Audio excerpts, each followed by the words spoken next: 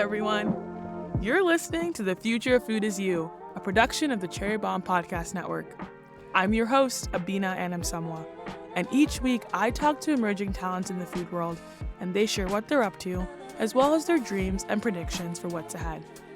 I love this new generation of chefs, bakers, and creatives making their way in the world of food, drink, media, and tech. Today's guest is Vivian Lin, founder of Groundcycle, the New York-based company closing the loop between produce and compost. She's an avid environmentalist and is using her design skills to solve complex waste issues. Vivian and I discussed the story of how Groundcycle began, what it means to be a closed-loop operation, why she believes that community will fuel an eco-friendly future, and her 3 tips for starting to lead a more sustainable life today. Stay tuned for our chat. If you're an aspiring magazine collector, you need to check out Cherry Bomb. Each issue is thick and lush and celebrates women and culinary creatives via gorgeous photography and great stories and recipes. Whether you collect magazines, read them and pass them along to your friends, or cut them up for your vision boards or collages, you'll love Cherry Bomb. You can find Cherry Bomb wherever indie magazines are sold. Places like Now Serving in LA, Golden Fig Fine Foods in St. Paul, Minnesota, and Books Are Magic in Brooklyn, or visit cherrybomb.com to order an issue today. Now let's check in with today's guest. Vivian, thank you so much for joining us on the Future of Food Is You podcast. I'm so excited to be here. Can you tell us where you grew up and how did food show up in your life? I grew up in New York City, and Nice. I've been a native New Yorker all of my life. Food showed up in my life through, actually, my parents owned a restaurant. Oh, we love a restaurant kid. Yeah, growing up, and it was just a block away from where I lived. So I was basically there after school every day. It was a Chinese takeout restaurant. I'm a first-generation Asian American, and my parents didn't know English when they started their business. I would say that growing up, I didn't know where my food came from, which was a big one. Now that I do know where things come from, it's changed a lot. Growing up, I feel like I just went into supermarkets and thought that food just showed up there. It was magic. You're a Didn't city think kid. about it. Yeah. Didn't think about it at all. But I started learning about farms and agriculture and sustainability and all these things, and it really changed my perspective on food. What part of China is your family from? My family's from Fuzhou, so it's a southern part of China. I didn't even get to visit until my high school years, but I wasn't really connected to my food even though I was surrounded by it. Yeah. But also, my parents love cooking. My dad's a big chef. My mom cooks every day. Food was a big part of the Chinese culture, right? But I feel like I just didn't really see the behind the scenes of food. You know, since you're a restaurant kid, I love restaurants. I love the way they work. I worked in restaurants in high school. What was your most favorite thing to do in the restaurant? What was your least favorite thing to do in the restaurant? I was pretty small when I was in the restaurant, so I could really only do things like pack rice into containers or... And you guys had the cardboard containers? Like the takeout containers. Nice. I would help pick up the phone sometimes. Customer service. I would go downstairs and help my dad prep too and see that whole process. So cool to see how much work goes behind the restaurant. And least favorite thing, now I would say the fact that they didn't compost. I didn't realize it then, but a lot of restaurants don't compost, which is really upsetting because you're working with organics all the time. So obviously, again, you've had this very close relationship to food. You took some time learning where it came from, but you didn't end up going into this route right away. So you actually went to college for architecture. What was the motivation to become an architect, and what were some of the big lessons you think you learned in general? I would say that my dad also inspired me to be an architect because he's a really handy guy, and he was always building when I was growing up. So I was always watching him paint and build this, and he knows how to make so many things. Working on projects with him inspired me to go to architecture school. Also, architecture school was where I started learning about sustainability more, and it's a big topic of green buildings and green building technology, and you learn how to design systems and design so many things. So I feel like architecture can really apply to a lot of different disciplines. Now looking back at that, it's so helpful, those design skills in creating my own sustainability company. What was your senior project like? Did you have to build something really cool, and what was it? I feel like the most memorable project was when we designed a entire gallery exhibit and it got built that semester. Wow. Where did you go to architecture school, if you don't mind me asking? Yeah, so I went to RPI, Rensselaer Polytechnic Institute, and it's upstate, a little bit near Albany, a little bit far from home, but not that far. Can you tell us more about some of the projects and how that build came about? Yeah, so it was a project in which we got to design an exhibit for a neighborhood school. We basically got to design an entire exhibit featuring Duchamp's works. And then it actually got built, which is something that hardly ever happens in architecture school. A lot of the times you're making a lot of models. Or drawing in CAD. Presenting and all of that, but it never actually gets actualized, which is also something really interesting in the architecture profession in general, is that projects take such a long time. It's really rare for you to actually see the fruits of your labor, which is interesting because now I work with Compost and everything is so tangible. Yeah. You see the food waste, you feel it, you carry it, you touch it, you smell it. It's so tangible and it's something that has an immediate gratification to it. Did you work as an architect when you came out of school, and what was that process like? Yeah, so I actually worked for a pretty large design firm called Raphael Vignoli Architects. They have a lot of huge buildings all around the city, all around the world. Yeah, I was working on stadium designs. I was working on courthouse designs, athletic facilities, all these different large constructions. But I've always wanted to be more sustainable in my personal life. So even though I wasn't able to pursue it in my professional life, I was always on the side doing things that were better for the planet. Yeah. What did that look like? Let's say, let's visualize. You're 2 years into the game of the architecture firm. What was your day-to-day sustainable practice looking like?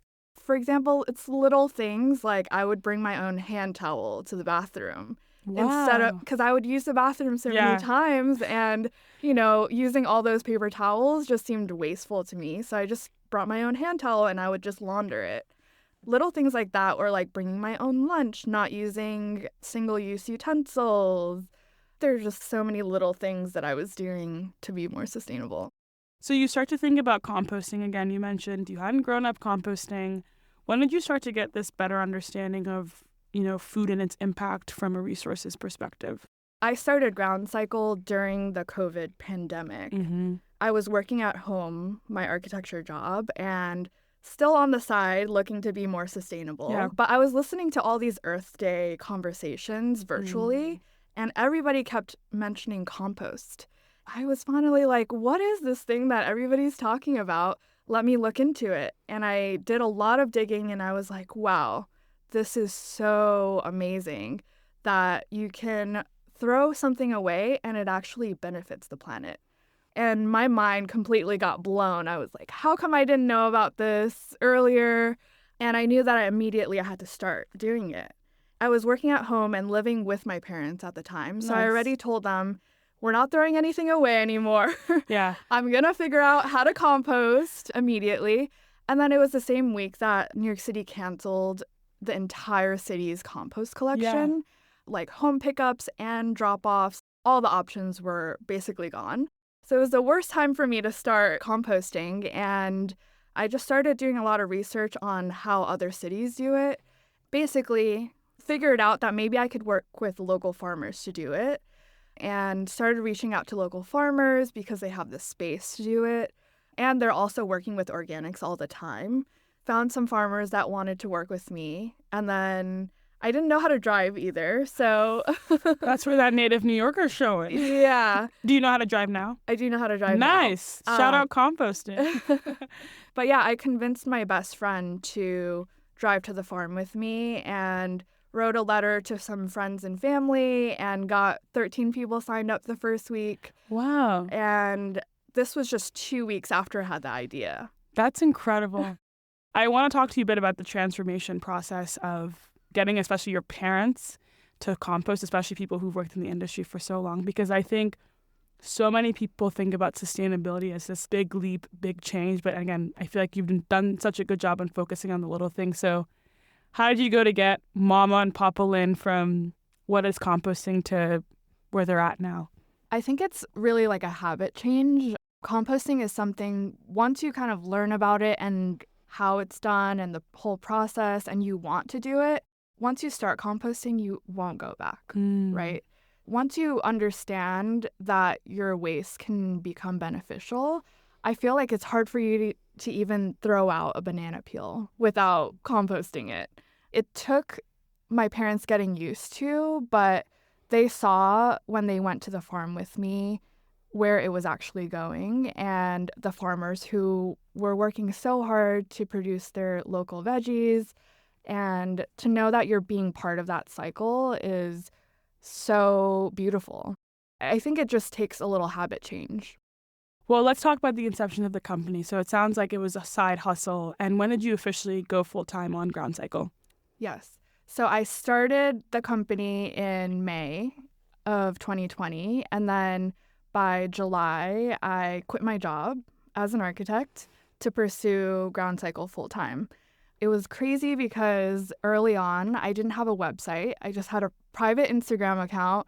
You made it private. Yeah, it was a private Instagram account just for the friends and family and people to see what I was up to. And then slowly more and more people wanted to join on. They were telling their friends and they... Yeah, I will say that's so I found out about you because when we interviewed Cami Jetta, who's a good friend of ours, who's the founder of Dinner Party, I found out about you through her because she was talking about, she really wanted to build Dinner Party sustainably in every form. And composting was like the most tricky thing. And you were, her saving grace in that time. And I know you guys have a beautiful relationship and have worked on some stuff together. Yeah. We compost for Dinner Party now, which is amazing because she started the restaurant after seeing me start my company. Wait, no way. Yeah. That's so cute. I didn't know that. Yeah. Wow, that's so beautiful. We even threw our zine party there. Yes. So it's been fun to collaborate on all these fun things. I also live a block away from there. Yeah. So she did say you were neighbors, which was really fun. Yeah. Oh my God, that's so exciting. Wow. Yeah. What was it like transitioning from, the certainty of an architect? You'd gone to school for it. You made a career. You had a true career degree, if anything, to figuring it out, especially in an era you were constantly knowing about or learning about.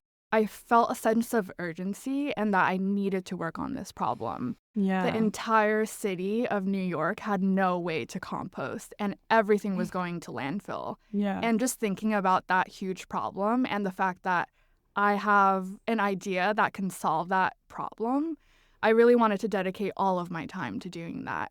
I didn't even have to think about whether or not to stay an architect or to continue building Groundcycle. I just knew that the city needed this solution. Yeah. Were you worried about doing that for like a city thing, or is it just more like you just want it to be private? I'm just more of a private person. I respect so that. It started off as a private account. I obviously opened it up since then. But a New York Times reporter found out about what I was doing before I even had a website. Wow. While the account was still private. While the account was still private. Very cool. Because my partner was picking up a large order from the Union Square Farmers Market for me. And she was just curious. And he didn't even know that she was a New York Times reporter. Yeah. He told her about my idea and she immediately wanted to follow the story and write something about us because she didn't know that composting had been canceled at that point either. I knew that that article was going to come out, and then I was off to the races making a website before that came out. So it's like the scene, the montage, like just you frantically running around. Yeah, it was hectic. My website came out like 2 days before the article came out. Nice. And then it was emails, reach outs, people filling out our form, signing up. Yeah, it was a crazy time. And then having to figure out, because I still didn't know how to drive, how to scale it up from there too, from 1 route to 2 routes to 3, 4, and multiple routes per day. Just being able to accommodate so many people who wanted to be on our program, exchanging produce and compost. I feel like we made it so easy for people that it's, a no-brainer. Why did you decide on the name Groundcycle? I had a few options, but I feel like Groundcycle encompasses everything that we do. Everything that grows from the earth can return back to the earth. And I love the idea of a cycle. Everything that we do is closed loop, which means that everything we deliver out to our members, we also collect back. Everything is a cycle. We're not just doing one part of sustainability, we're doing all of it. And I think that that is really important because we're trying to optimize on what we can do and our impact while we're servicing different people. So even though we started doing produce and compost swaps, now we're doing so many other things like delivering member-made products, collaborating with other sustainable businesses. It's been so fun to encompass all these people into our cycle. Yeah, that's really awesome. And you say closed loop because I just want to add this. You do also deliver veggies to other industries and services along with collecting compost, but you started originally just collecting compost. No, I've always done both. Really? Yeah. Wow, interesting. Why was it important for you to do both, even though, the inspiration for the company started from this need to just offer a service that was missing? Yeah, so when I connected with our farmers, I also realized that they were having trouble getting their veggies out to people because all these farmers markets were closed, restaurants were closed. They had nowhere to bring all the vegetables that they were growing. Yeah. So it made sense to me to bring organics to the farm and then bring back local produce so that none of our trips are wasted. We're always doing something no matter where we're going. Yeah. And also the fact that people at home wanted deliveries. They wanted local food. They wanted healthy food. For us to make it as convenient as possible, I feel like everybody was just so happy to get those veggies. Then you're also part of the cycle. You're not just doing the right thing because you really want to. You're also getting rewarded for doing what you're supposed to do. Yeah. Can you lay out the landscape of composting in New York City right now? Since we started, there's a lot that's happened in the city regarding compost. Yeah. The city is currently rolling out their brown bin program to the 5 boroughs, which they've never done before. My neighborhood of Midwood that I grew up in never had compost, but now they're rolling out a program that encompasses more people. The only thing about it is that they're not actually composting it right now. They are trying to use it to generate methane for energy use. So they're anaerobically digesting all of the organics that they're collecting right now. And the system is not great because there's still biosolids that are generated from the process that need to be landfilled. Things are always changing with what the city is doing. And I think that it's important for composting to be stable. If it's something that people are doing and they lose that habit, it's really hard to gain that momentum back. And so for us, we've always been consistent. Throughout the past 4 years, we've never stopped collecting compost. Yeah. We're a reliable source. We connect people with actual farmers. That's really cool. Can you explain the closed loop for the Groundcycle system? So say, I'm Abena, I live in Brooklyn, and I'm going to be a Groundcycle customer. Yeah. We service homes all over New York City. We pick up organics in this 5-gallon bin. And then if you want, we deliver farm fresh veggies while we do that. So we close the loop that way. So we work with residents at home, but we also work with offices, businesses, events to pick up compost and close the loop there. Anywhere that there's organics, we basically want to collaborate with you and save those from getting wasted. Organic waste is a third of New York City's waste. I'm curious when you are bringing customers on board, because again, it seems like even the nature of the composting in New York is bleak. How do you help your customers and businesses with compost education and just continuing to find more ways or think about more things that they can include? Yeah, I think knowing the people who are doing it is so important. That's why we do a farm tour every year, so you can actually pull the vegetables and see the whole process there. Also seeing the actual process of how compost gets processed. We always bring volunteers out to see the actual process and get their hands dirty. I think it's so important knowing the people. Otherwise, it's really easy to doom and gloom and feel like the climate problem is such a big problem that I can't do anything about. But there's so many people who are working on solutions. Yeah. I mean, it seems like composting obviously makes sense from a residential perspective. You're a smaller scale. You're just learning on your own. For the businesses that you work with, what are the climate forward and compost solutions that you offer them?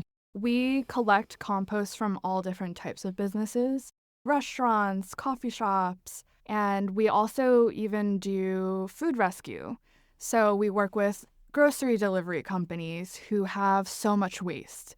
We actually are able to divert a lot of the edible food from getting wasted there. So we donate any edible food that the business can't use anymore, and then we compost the rest. We work with florists who are working with organics all the time and don't have a convenient way to compost. But I feel like we always try to close that cycle by rewarding the people who compost with us. Mm-hmm. So, for instance, if there's leftover flowers from an event, maybe we can give it to a restaurant. Then we're collecting that compost once the flowers are not beautiful anymore. That's amazing. Right? It's creating an ecosystem where people who need things are getting them, and then things are getting disposed of responsibly at the end of the day. Yeah, everything is cyclical with us.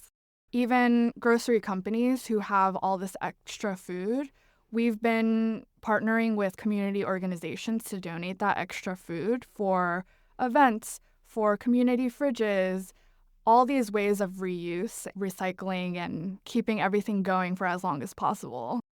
I've loved following your Instagram because it's really great to see how things are working, and it's fun. I don't get to hear these points about restaurants and flower people going together, but you do this thing with the Sunday fridges where you gather volunteers to take the food and then kind of donate it.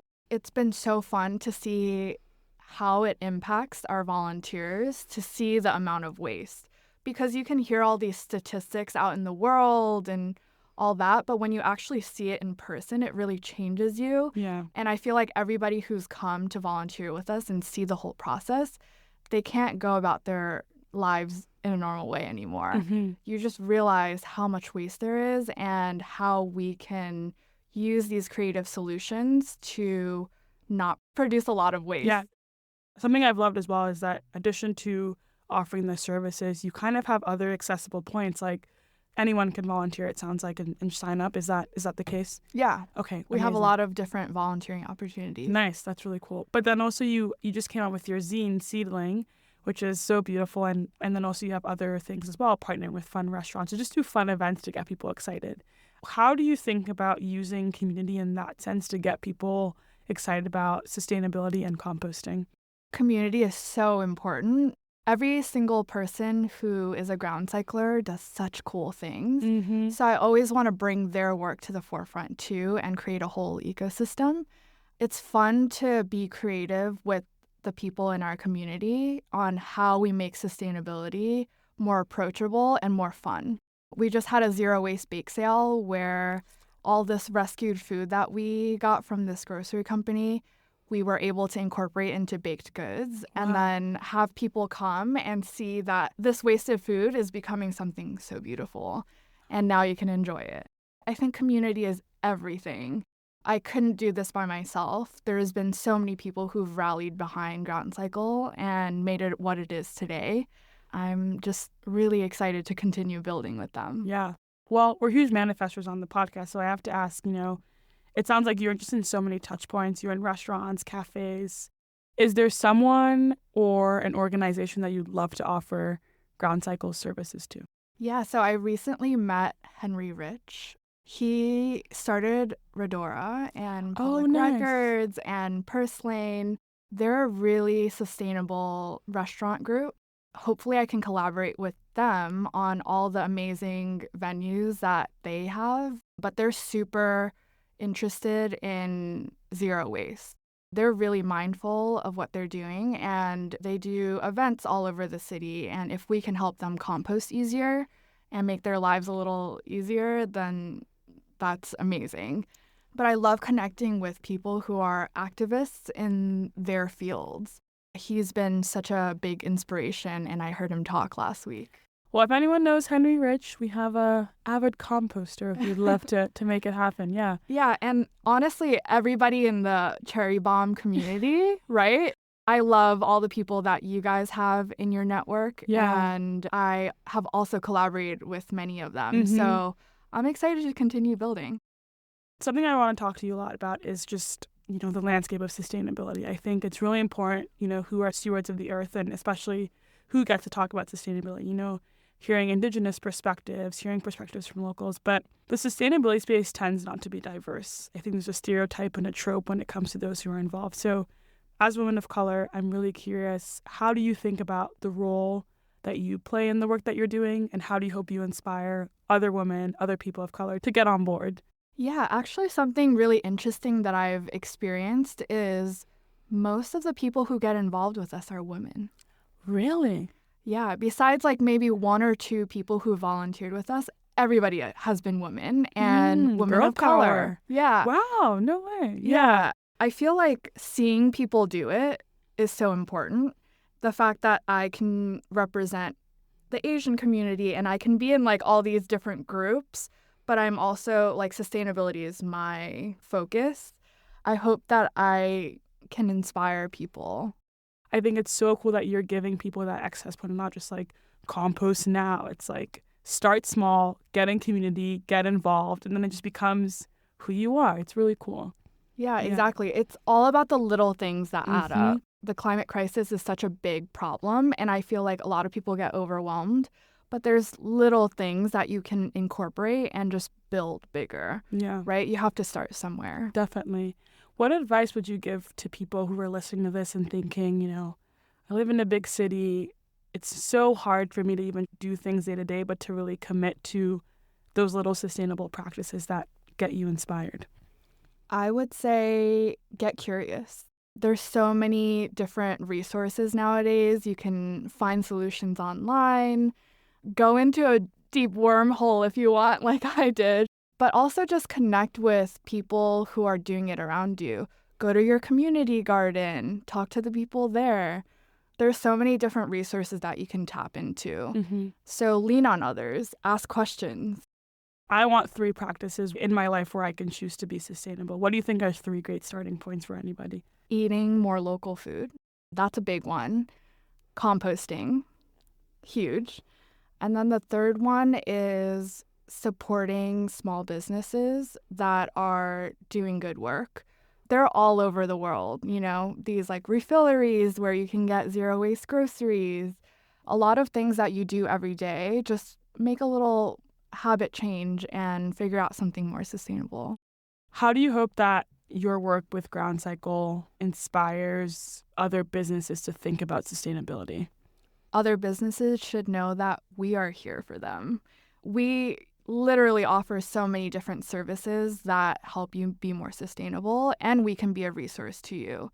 I've accumulated so much knowledge about all these sustainable practices, so reach out. And how do you think then that work inspires, city councils, governments, federal agencies to think about ways to integrate policy that just makes us more sustainable as a world? Big question. Listening to the people who really care about this is such a big one. We've had so many rallies, so many petitions, so many things that express how much we want composting, but the city isn't listening to it. So it's pretty frustrating in that sense of, there's almost 50,000 signatures on this petition to not eliminate community composting. Yet all of these jobs have been cut. All of these sites are losing their land. It's hard to be optimistic when it comes to that. I started Groundcycle because there was no option from the city, right? So I feel like individual change really has to happen, and we have to continue pressuring the people who have the power to make it easier for everybody. Vivian, thank you so much for joining us on the show. This was the best environmental studies class I've ever had. And if we want to continue to support you, we're the best places to find you. Yeah, we have a public Instagram There now it is. at _Groundcycle. And we also have a website, groundcycle.org. You can reach out either way, but I would love to get connected. Yeah, amazing. Well, thank you so much. Before we go, our guest is going to leave a voicemail just talking to themselves 10 years from now. You have reached the Future of Food is You mailbox. Please leave your message after the beep. Hey, future Viv, I'm so proud of you. I don't know where you'll be or what you'll be doing, but whatever it is, I know it'll be straight from the heart. 10 years is a lot of time, but not nearly enough time for all the big things you want to do. I hope by this time composting is so normalized that you can work on some other big climate solutions. Maybe Groundcycle will be national or even a global movement. I hope the world is healing or at least in a better place by now. I hope you are surrounded by the most amazing and inspiring people. They want to help you. Let them. I really hope your team has grown and that you learn you don't have to do everything yourself. I hope you found more peace in your life and take moments to reflect on everything you've accomplished. Maybe you'll even be living on a farm by now. Are you growing your own flowers? Have you finally started something successfully from seed? Did you build that eco-community you've always wanted? Are you even still living in New York? Either way, I hope your plant knowledge is abundant and that by now you'll be able to identify everything living around you. Don't forget to take time to smell the roses, sit in the sunshine, touch the dirt, soak it all in. It's such a big blessing to witness nature all around you. I hope you stay inspired and curious. I know you will. And I know you'll still be spreading joy and helping people wherever you go. I love you so much, Viv. Keep pushing. The world needs you. That's it for today's show. I would love for you to leave a rating and a review on Apple Podcasts, Spotify, or wherever you listen to our show. The Future of Food is You is a production of the Cherry Bomb Podcast Network. Thanks to the team at City Box Studios, executive producers Carrie Diamond and Catherine Baker, associate producers Jenna Sadu and Elizabeth Vogt, and content operations manager London Crenshaw. Catch you on the Future Flip.